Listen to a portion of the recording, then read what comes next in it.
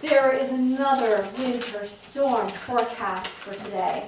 Now, thankfully, it's going to be less strong, less of a problem than when first introduced at the beginning of the week.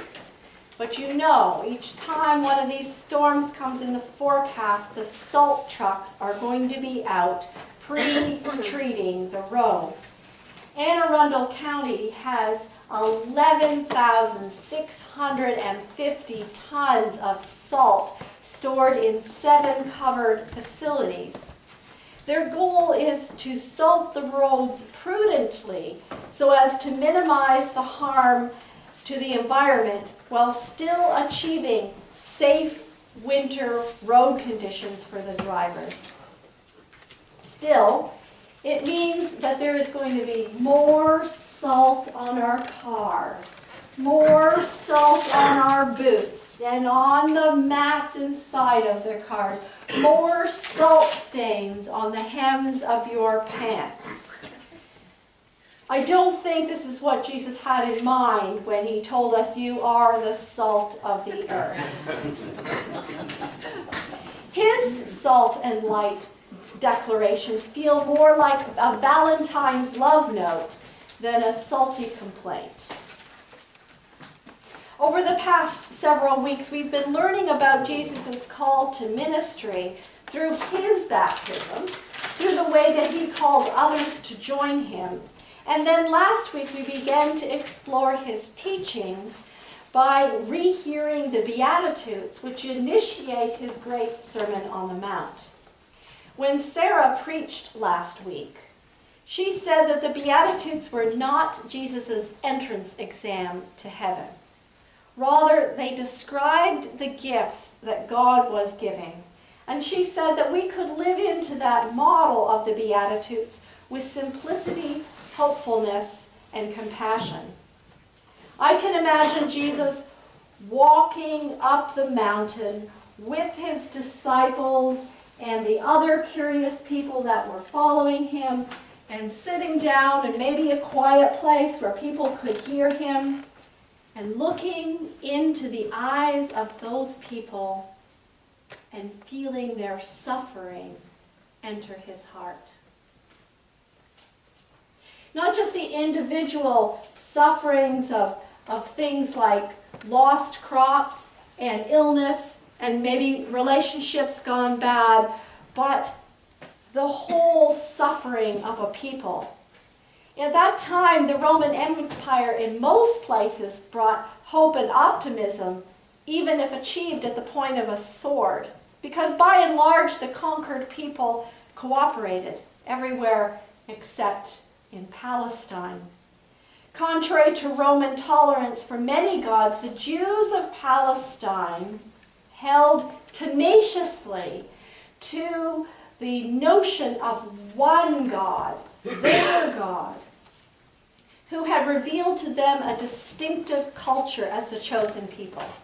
So it took nearly 30 years for the Roman armies to quash most of the signs of rebellion and install local strongman Herod as their puppet king of the Jews.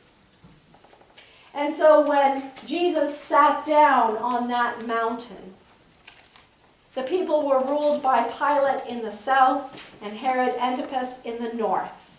And when he looked into their eyes, he not only saw their individual pain, but the spiritual suffering and yearning to find a way, the way, to be God's people. They craved liberation.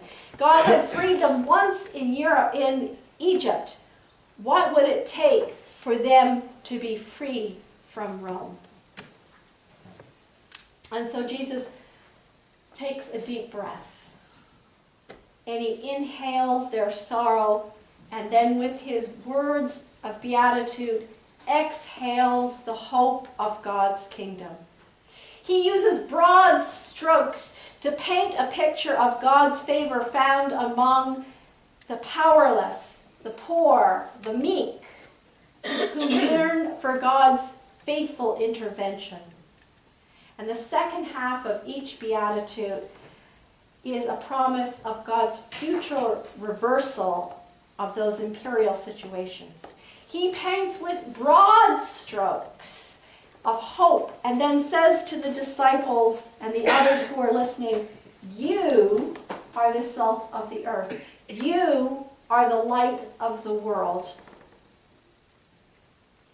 He didn't say, well now, if you want to become salty, if you want to become brighter, you have to become my disciple and do what I say.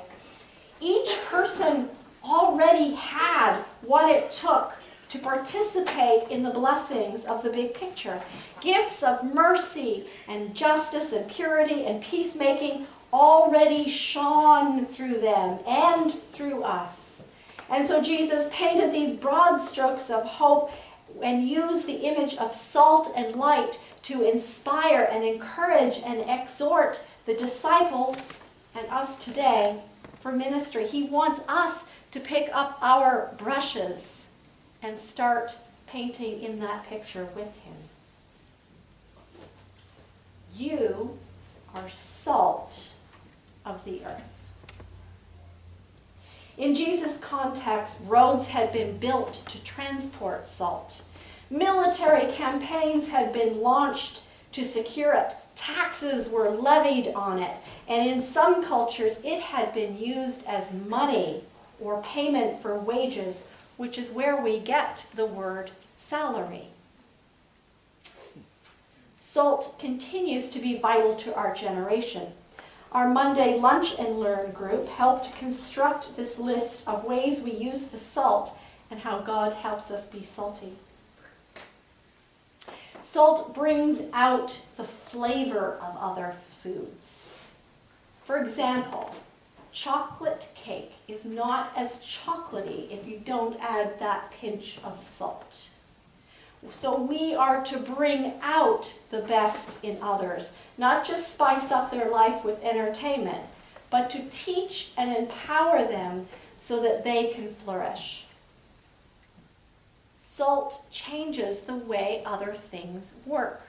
For example, it raises the temperature of boiling water. And it strengthens the gluten in bread so that it rises more fully. In some plants, like beets, asparagus, and Swiss chard, adding salt is like adding fertilizer, and they grow more vigorously. When God's love shines through us, we can help others work more effectively. We can support the work of the teachers of Van Bachlen, for example, so that their students become stronger and more vigorous learners. Salt is a cleaning agent. If you pour boiling brine, or at least very hot brine, down your kitchen sink, you'll get a sweeter smell and you'll kill the germs inside of it. If you mix it with vinegar, you can shine up the bottom of your copper pots with it. If you mix salt with soapy water and spray it on the leaves and stems of poison ivy, it eliminates that plant and its potential danger.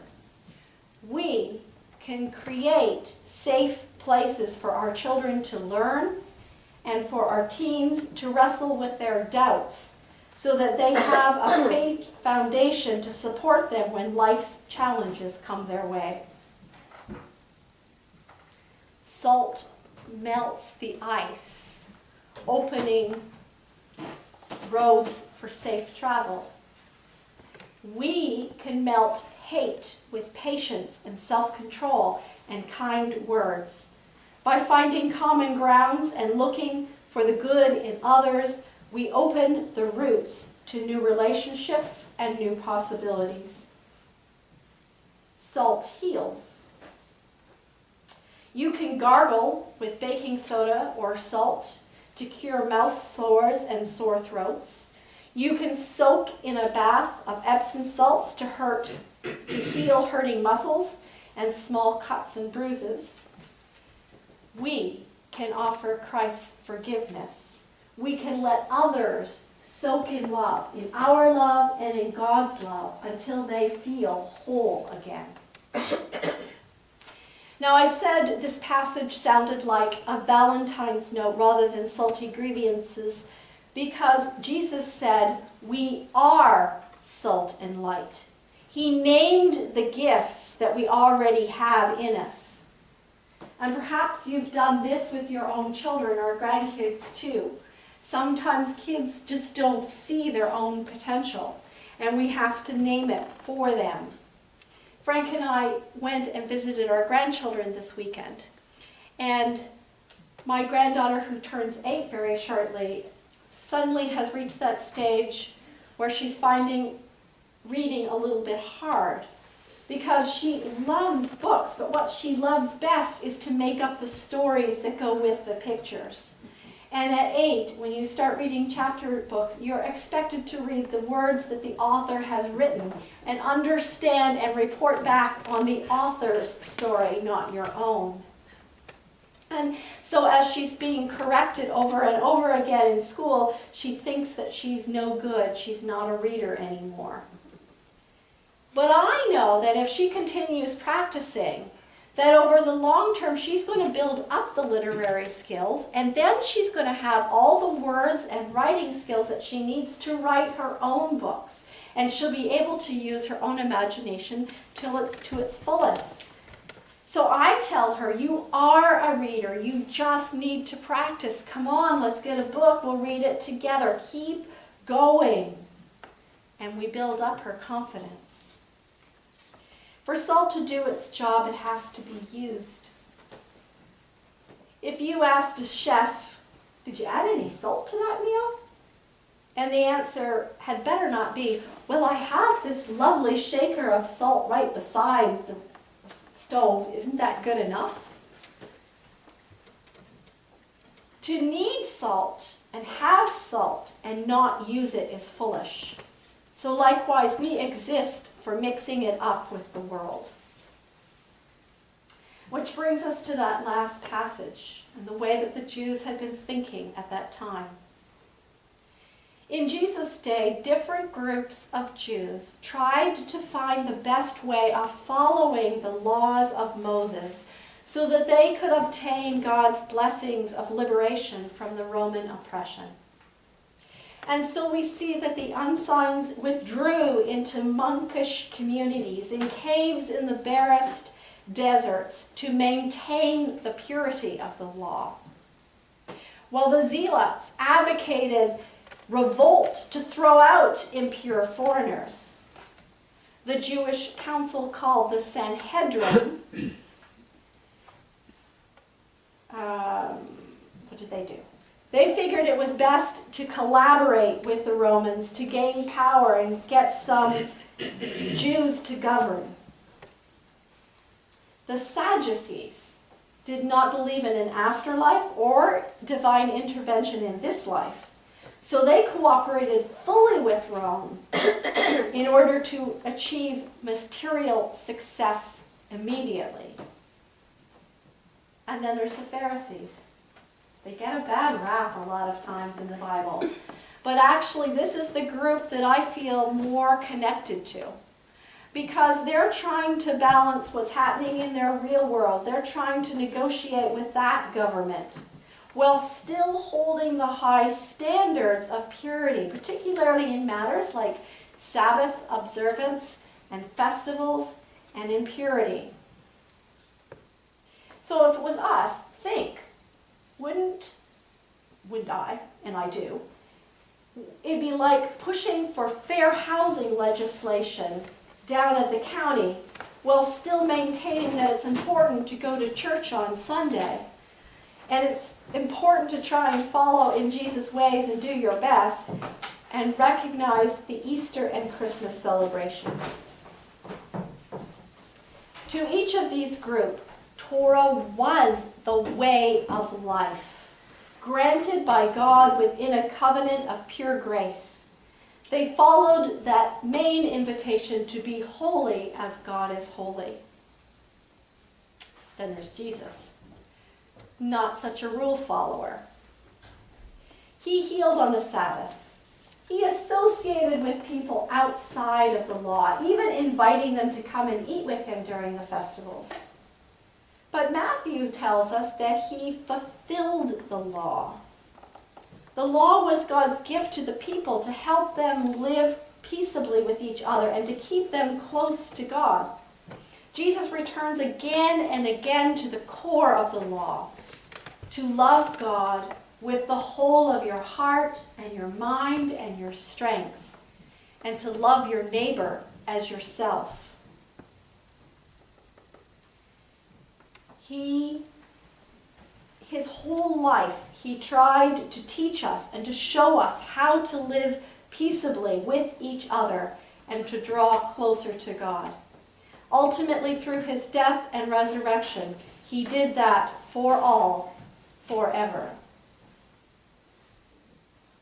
There's a famous saying by Marianne Williamson, which was used by Nelson Mandela in his inaugural speech.